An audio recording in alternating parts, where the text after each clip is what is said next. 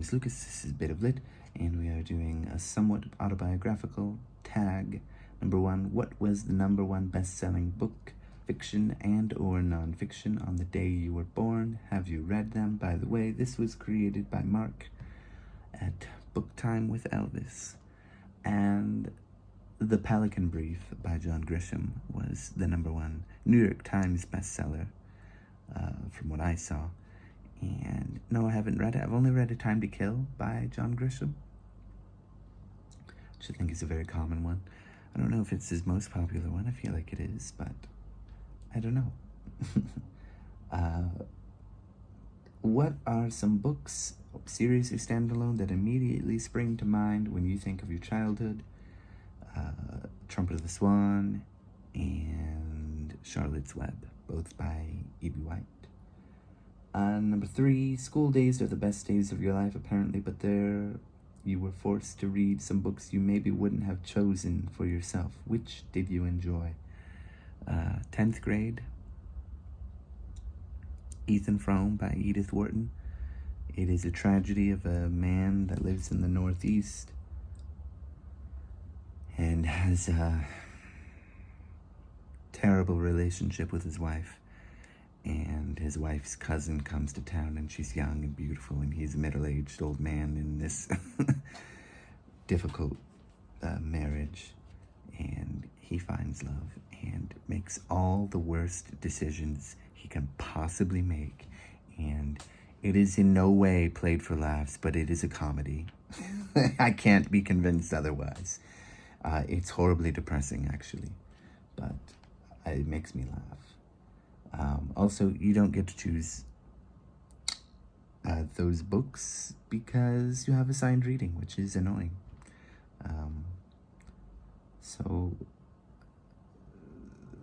yeah, you're forced to read. You already said that. I don't know what I was complaining about. You wouldn't have chosen. Yeah, I would not have chosen Ethan Frome for myself. I would have never chosen Romeo and Juliet or anything by Shakespeare. I would have, actually at that time I didn't read very much, but I would have picked many other things. But I have read them and I've enjoyed them all. Number 4, were you independent or part of a pack at school?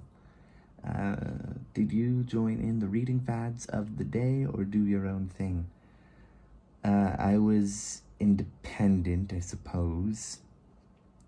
And I did join in the reading fads of the day. I read Harry Potter and, these kind of things. I didn't read, like, Percy Jackson. I just read, or Hunger Games at the time. I have read Hunger Games, but, yeah, I guess I was independent. And also at this time, after Harry Potter, I didn't read too much. Maybe when I was in my teen years, I read a book a month, so not too much. And speak of the devil, as you moved into your turbulent teens, can you remember your first experience encountering sex in a book? I was 20, actually. I think roughly, maybe 21. I might have been 19, somewhere around there. Oh, 22, no. Anyway, yeah, maybe I was 22, actually. Story of the Eye by George Bataille. And I'm not gonna get into the grotesque nature of that book, but it has turned me off from ever wanting to read any sexual content in a book.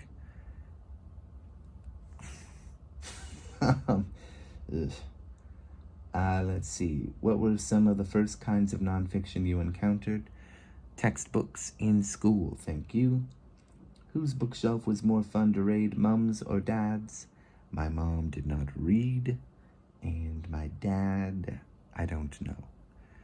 But I have heard he is a poet, apparently, which, I don't think these things are necessarily genetic, but I do write a lot of poetry myself for my, BookTube Federation videos.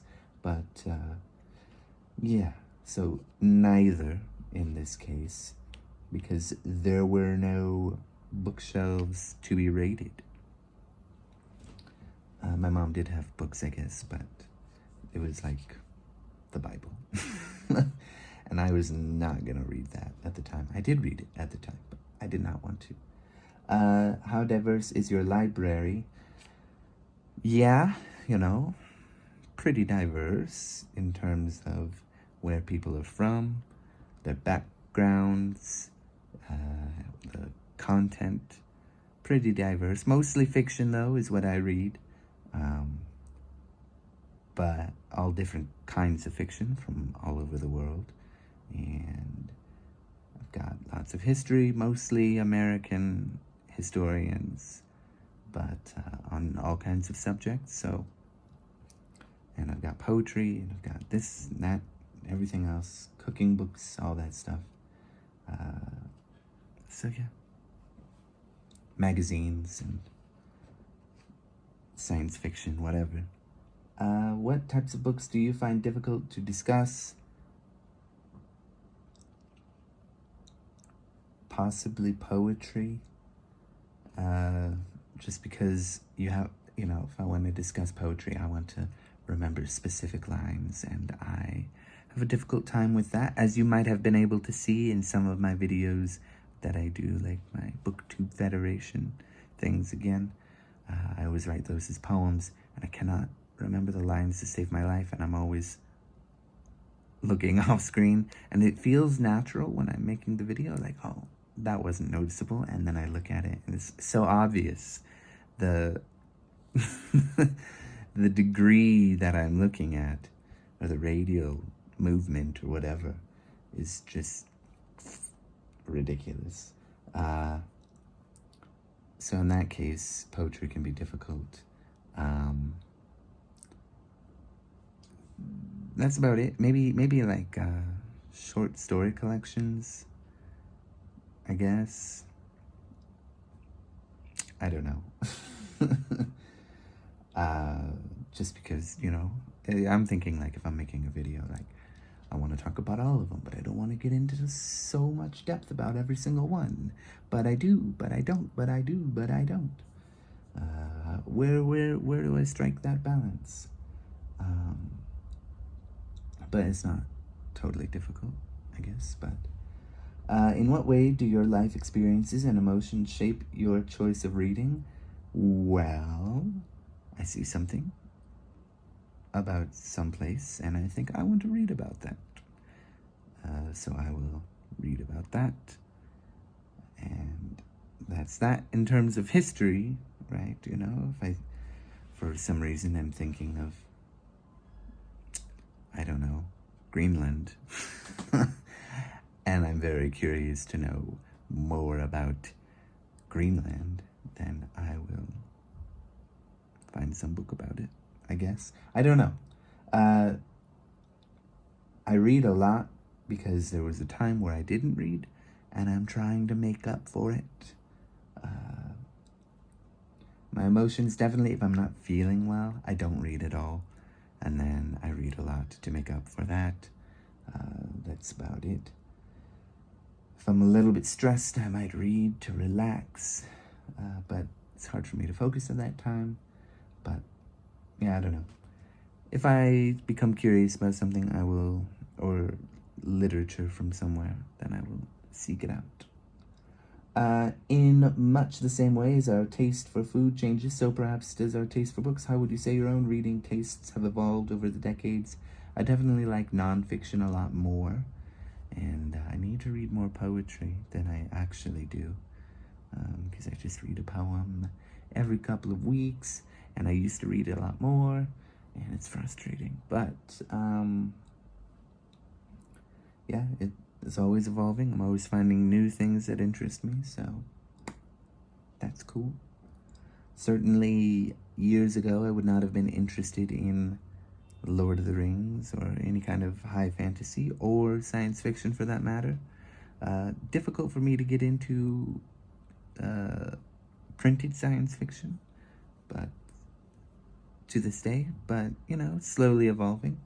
And certainly biography is something I really enjoy reading, becoming more popular for me, and history and this kind of thing. So unfortunately, we all feel down at certain times. Have you got a go-to book to raise you back up? No, I just don't read when I feel down. So that's what helps me. I can't focus when I'm feeling down. My eyes will pass over the words and I will retain nothing. So let's see. Number 13, if you have to choose one book or author to represent each decade of your life, who or what would they be? The books should be ones you read in that decade, not necessarily published in that decade. Wait. One book or author to represent each decade of your life, of my life, not... Okay. Probably for the first 10 years, Dr. Seuss. The next 10 years, J.K. Rowling. And the next 10 years, Herman Melville. And we don't go beyond that. Not yet, anyway. Or the next 9 years, I guess. But anyway. Of course, everyone is entitled to their own opinions, but how do you feel when people say reading is boring? Good for them. They can find happiness in however they find it, okay? And what would you say in defense of reading? I like it. I don't care if someone doesn't like reading. As long as, they're not hurting other people. And they find some joy in something. Well, I guess they don't have to find some joy in something. But as long as they're not hurting other people, I don't mind. Hopefully they find joy in something else, Some people... I was reading about some guy who doesn't like to read. Not because he thinks it's boring, necessarily. Just on the internet, some guy. But because he likes to make things and work with his hands. And he can't do that. I mean, he can flip pages, I guess. But he can't do that if he's reading. So that's the only reason he doesn't like to read. He might read some manuals or something to learn how to carve wood in a certain way or whatever. Fit wood in a certain way to make a nice box or whatever. I don't know what this guy does exactly, but, it's perfectly fine. If you don't like reading, it's your own hobbies, man. What was the number one selling book on the day of your most recent birthday? And have I read it? I don't know what it was. I didn't look it up. Let's find out. Can we see? It was The Hill We Climb by Amanda Gorman. I've heard of this. Oh, yeah. The poet. That's right. Sure. Yeah, okay. I guess I heard that poem. I did not read that book. She's so young. Anyway, that is the... I haven't read it. Maybe I should read it. I've been meaning to read a full book of poetry, so I think I might actually get that book and read it. So, hey, I've been motivated to read. Happy day. And read poetry, which I enjoy. So, woo! I tag everybody. Why not?